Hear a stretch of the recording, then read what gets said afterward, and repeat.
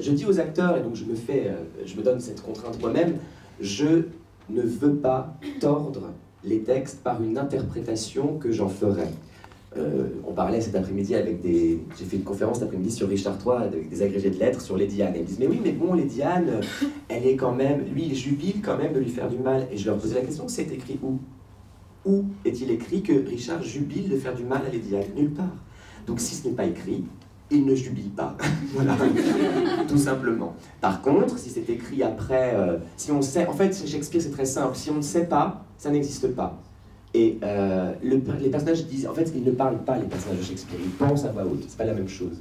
Donc, dans le texte, je peux trouver tous les éléments. Sur Richard, j'ai fait simplement, tout bêtement, la liste de tous les qualificatifs qui sortent de la bouche des autres personnages le concernant. Et évidemment, effectivement, on tombe sur du minéral, du végétal, de l'animal et du médiéval. Tout ce qui a rapport à l'imagerie médiévale, du diable, des enfers, etc.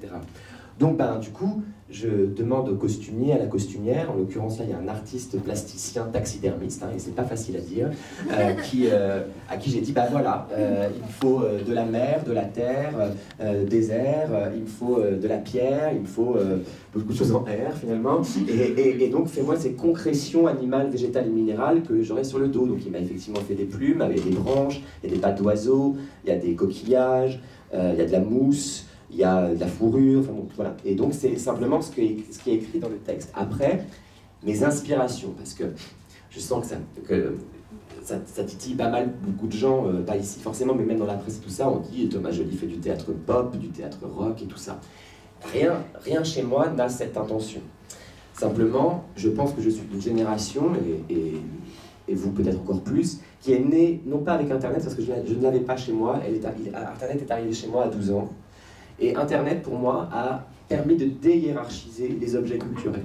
C'est-à-dire que dans ma fenêtre d'ordinateur, je peux avoir ouvert, effectivement, oui, l'abécédaire de Gilles Deleuze et un clip de Beyoncé, et une recette de cuisine à la con, et un article très pointu sur la décentralisation Jeanne Laurent, par exemple. Voilà. Et tout ça, ça se cumule.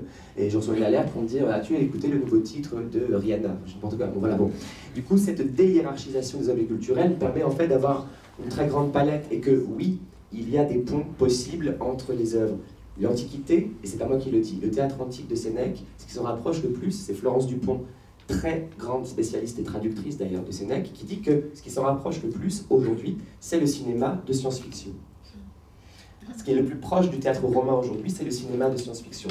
Et d'ailleurs, l'histoire de Thieste, on la retrouve dans Game of Thrones, par exemple, il y a ça. Alors après on dit, oui, Thomas Joly monte Shakespeare comme Game of Thrones. Je dis, mais pardonnez-moi, c'est l'inverse. C'est-à-dire que... Et ça, je suis désolé, mais effectivement, l'histoire de l'humanité est faite on ne fait que récupérer des vieilles histoires qu'on remet dans d'autres contextes, au goût du jour, etc. Et en fait, on ne fait que rebrasser toujours les mêmes trucs. Donc oui, Game of Thrones, c'est Henri VI, du début à la fin, mais même juste le nom des personnages. Par contre, c'est pas moi qui monte comme Game of Thrones, c'est Game of Thrones qui écrit son scénar comme Shakespeare. Donc voilà, après tout ça, ça vient de là. Après, si vous voulez, je vous dis pourquoi c'est coloré, mais parce que c'était tellement austère, cette affaire, que du coup, je voulais en fait créer un monde, une mythologie contemporaine, et qu'on ne puisse pas dater non plus sur la question des costumes et des maquillages et des tatouages.